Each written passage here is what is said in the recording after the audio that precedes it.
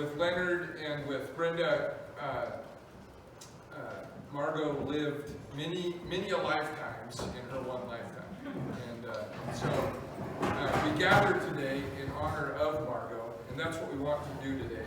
Daughter, sister, wife, some called her mom, aunt, grandma, very special friend. And on behalf of the family and friends, I want to thank each and every one of you for coming here today, many from far distances, and I want to thank you very much. Just briefly, she said, I believe I was in my late 20s, my first trip to Europe. I was at the Vatican. I came in the back door, sounds like Margot. There was a shilling along the side, like they were getting ready to do something big or had just done something big. St. Peter's built this huge, long, ornate, large rose window at the back with forged large brass doors to come in. And saw the shilling, decided I'd climb up to get a better view from above. The platform at the top came out away above the 4 gold pillars. I was so high I could see I think it was high. She was high as in like, yes. Yeah, elevated. Yeah, altitude high. While I stood there looking at the side, I began to hear the singing rolling up the side to me and down the other side, and the voice came rolling back again. And then the procession came forward below me and split to the side as they reached a step. Then Pope John the 23rd climbed the steps and sat down in his throne chair. I couldn't see anymore, so she climbed down the steps, walked to the front of the steps, facing the sitting Pope. This is Margot. When he saw me standing there, he got up out of his chair, walked forward to me, and I knelt down at the top step. She kissed his ring as he offered his hand. He asked me if he could bless me, and of course I said yes. He placed both his hands on my head and said a blessing to me. What a truly miraculous, glorious, sensory feeling filled my entire body with such light. I thanked him, made the sign of the cross, got up, backed away, and down the steps. In the 5th grade play, because I was the only one the teacher could hear in the back of the auditorium, so should be able to hear me. One thing, I learned some new things from that. Everybody's story about Margot will be different, because Margot was a different person to everyone she met. And she adapted to whatever the circumstances were, and she created relationships where most of us would just say hello, goodbye, and be gone, but not Margot. One of her friends, Colette Critchfield, who died just days before Margot, lived in the same town that I live in, Sisters, Oregon. And they met in the waiting room of an airport and became fast friends and good friends right up until the very end of their lives. I met Margot on New Year's Eve, 1995. She and her then fiance, Ralph White, attended a New Year's Eve party at my bed and breakfast in Prairie City. And they came with another couple, and so I'd never met her. And she was quiet. She sat kind of off by herself and didn't enter into the conversation much. And then there was a lull, and all of a sudden this woman said, "I want to get married here." And everyone turned to look at her. And she was sitting in a dining chair kind of by the front door, and she caught my eye, and she said again, "Can I get married here?" I didn't know her.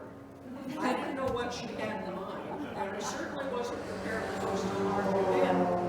I had only been, I bought the bed and breakfast and had only been there 6 months at the time that she and Ralph decided they wanted to get married at my bed and breakfast. So anyway, we agreed the following week, and we discussed her plan, and she told me one thing she had to have at the dinner was salmon, fresh salmon. And I said, well, I don't know if I can do that or not. I'd never catered to anything in my life. So, and then she said, but we have to have beef too, because Ralph doesn't like salmon. But we have to have salmon, so, okay. And so I called my dad, who lived in Roseburg, Oregon, down in southern Oregon, and he was a good salmon fisherman. And I said, I'm catering a wedding, and we have to have salmon, and it's gonna be a lot of people, about 100 people. He said, oh, well, I don't know, the salmon aren't really biting right now. And I said, well, Daddy, do what you can. He caught 2 45-pound salmon out of the Umpqua River, drove them over here to me, and they were so big, they wouldn't fit in my oven at the bed and breakfast. So we had to rush around and get the school to let us use the ovens and the school cafeteria kitchen in order to cook the salmon, and then rush it back to the reception when we had the reception. Well, Margot was lovely at the wedding. She was an unusual bride in her custom-made, hand-beaded, Native American-inspired white leather dress with cut leather fringe, and there's a picture of it over there, you'll see those. She later had that dress framed, and it was hanging on the wall in her bedroom at her house. She was very, very proud of that dress.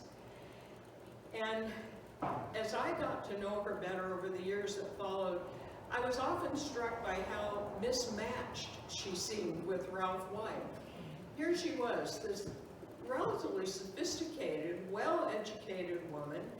She'd traveled to many countries. She had worked for the World Health Organization in South America, at least I think so. That's what she told me. She'd written 7 books. She wrote me some notes, so we'll talk Yeah, later. I have a lot of information I've learned since being here today that's not accurate in here. So if I say something that's wrong, it's only because it's what Margot told me.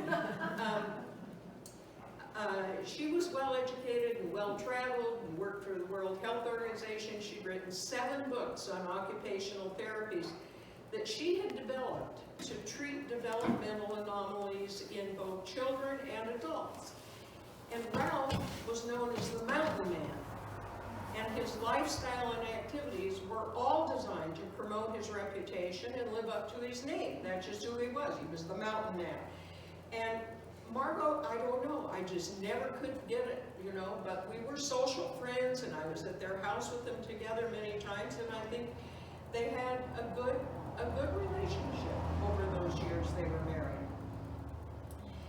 And Margot and I became friends, and she was traveling very often to Arizona, where she was teaching workshops and doing programs at the Star Institute and other places, I think. And she never one time drove through Prairie City that she didn't stop to see me, stop in to say hi. And sometimes I think it was just because it was a convenient bathroom on the way home from Boise to her house in Canyon City. But honestly, she was stopping to see me, to say hi, and I enjoyed those visits. I got to know her and learn where she'd been, what she'd been doing, and hear about her work on her latest book or her program that she was teaching in Arizona.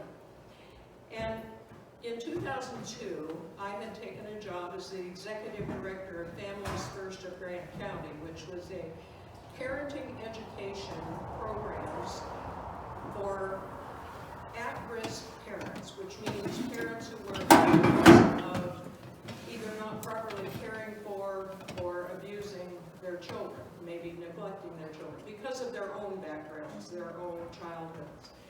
And I invited Margot to be on the board of directors of Families First, and I enjoyed her participation on that board for the next 8 years. It came with a lot of interesting side events, shall I say. She was the most engaged board member I ever had. She volunteered for everything. She attended Healthy Start trainings in Salem with the staff.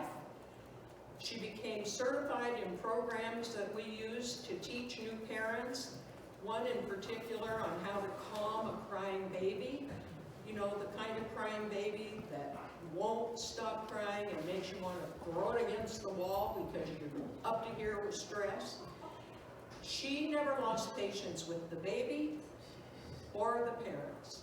She would go into the home, she would go in the middle of the night, she would sit with them, she'd put them in a bathtub and sit with them and stroke the baby's limbs and work with them to get that baby to get calm and peaceful inside so that mom and dad could sleep and maybe baby could sleep too. She taught sign language to infants. She was just remarkable with all those experiences.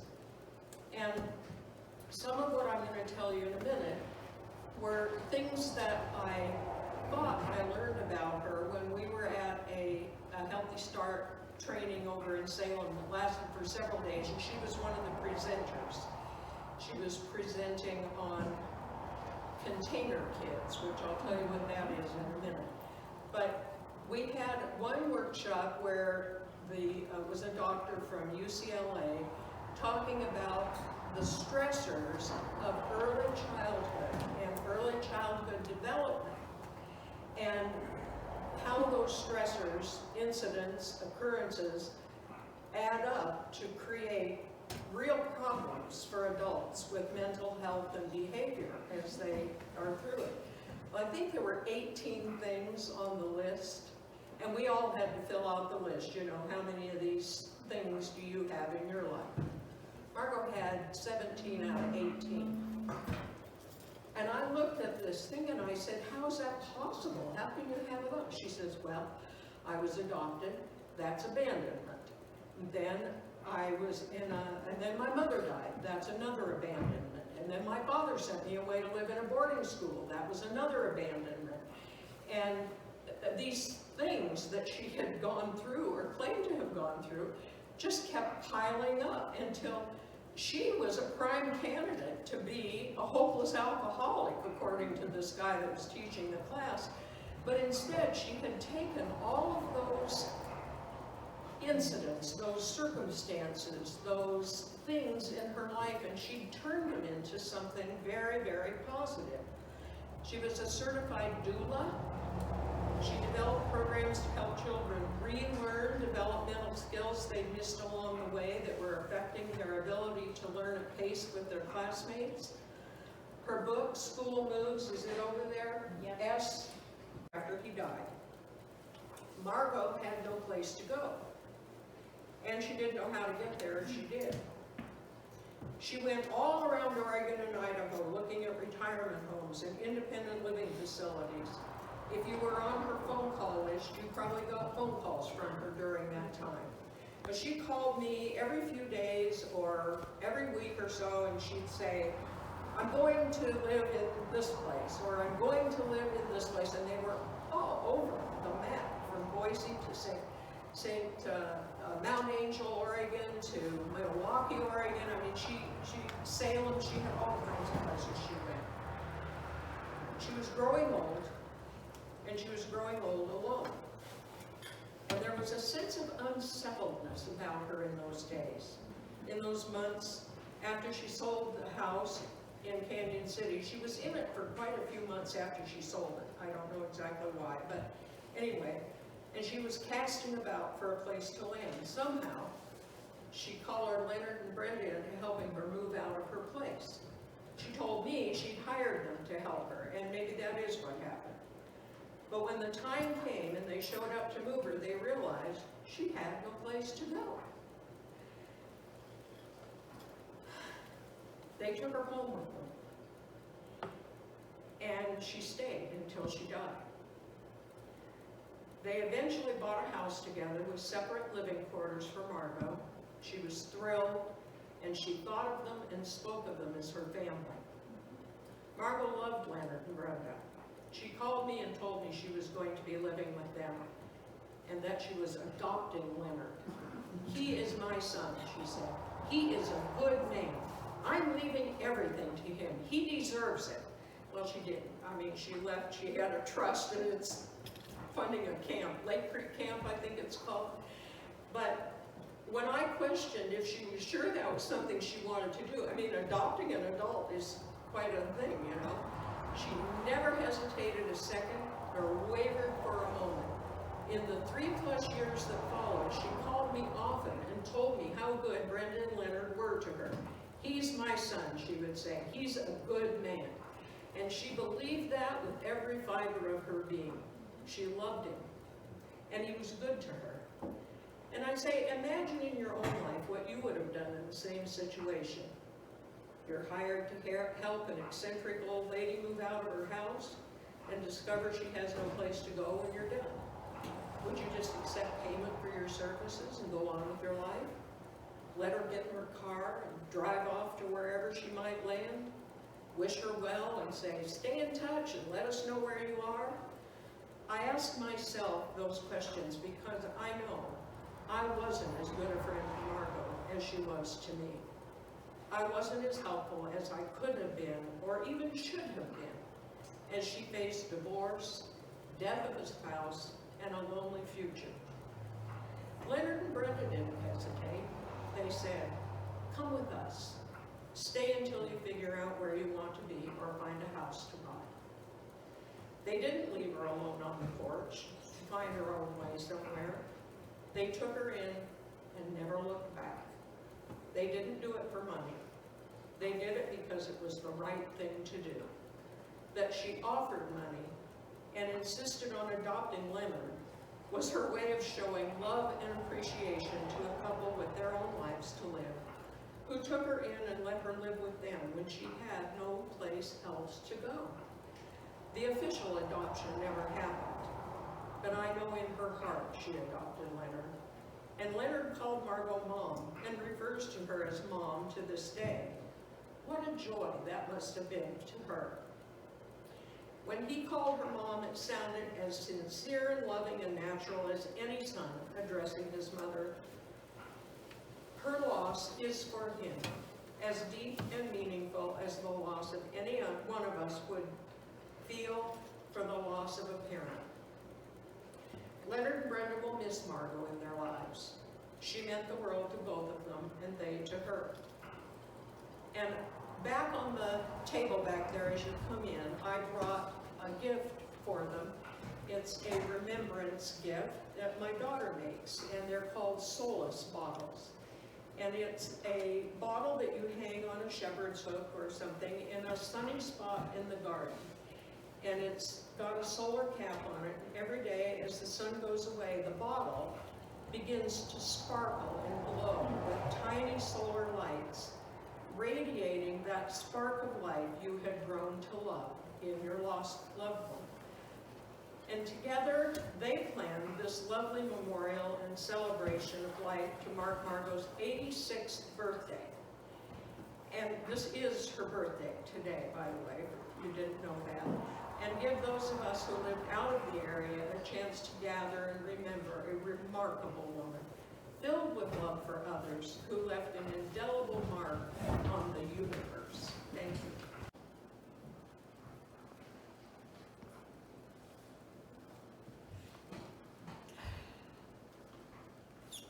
It is so fitting that Leonard and Brenda have so graciously invited us here to celebrate Margot's life on her birthday.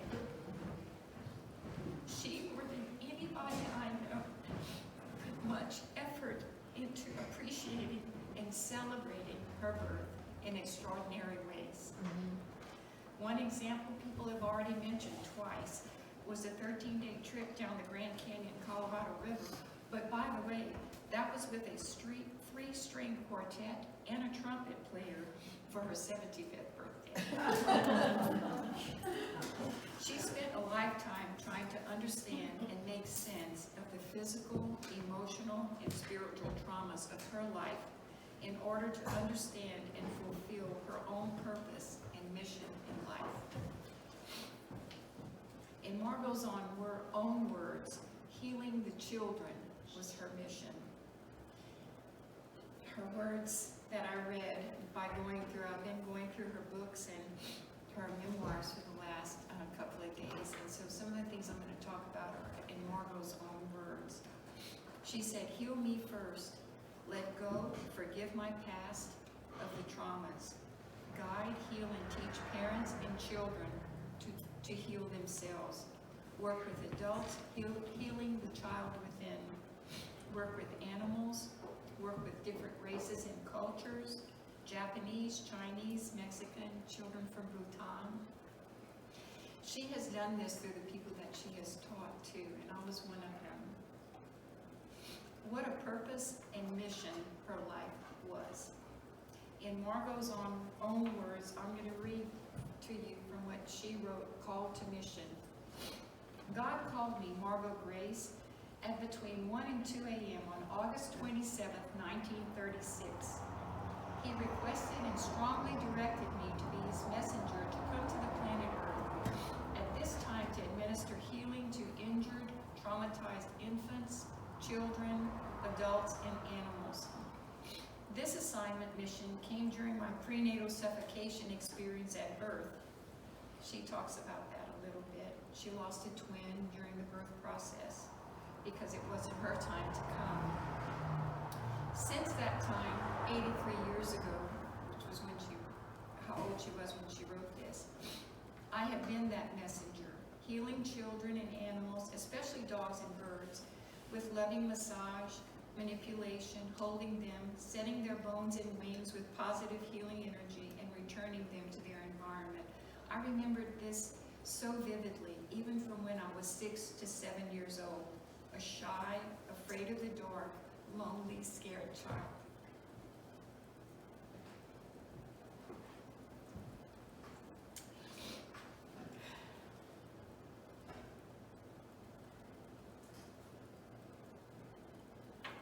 I'm just overwhelmed by how much she accomplished in her life, considering how difficult it was for her to function in the world. So, I know these early experiences working with infants and especially dogs led me into the healing profession to become an occupational therapist. Another calling from God came when I was 12 years old, when I assisted my brother Michael's home birth, and 4 years later, assisting at Mary Martha's birth when I was 16. How I loved caring for these infants, children, being with them, loving them, being a mother role to them. How often they followed me around, constantly watching, interacting, and learning from me, and being with me. In my training as an occupational therapist, I have continued to be a messenger for God. Through my professional career, I have been given 10 humans who have become my teachers and mentors in my journey. And she went on to list them, which was very moving for me to read. She studied with so many great people over such time. She talks about Sister Gabrielle, who was the one that someone mentioned earlier. She was her biology teacher. And that, and she was at Kemper Hall, the Sisters of St. Mary. So she said, whenever a woman came into the convent to be professed as a nun, their previous vocation was used. She had taught biology at the college level and served several years and began teaching students. I love biology, and we did many advanced things in high school that I later did in college. She did micro drawings of animals and cells, dissecting of fetal pigs, dogfish, sharks, and a cat. She took me on as her assistant, helping to teach and pursuing activities that were more advanced. She left the convent after 10 years, going back into a regular life. I kept in contact with her in Chicago and later in Texas. In Texas, she began nurses training. She was always interested in what I was doing, mentoring me in the areas of science and working with relationships with people. We had fun working on animals and research with different theoretic approaches. This relationship lasted for 20 to 30 years, and she was so proud of my teaching of therapists and writing my first book in 1981.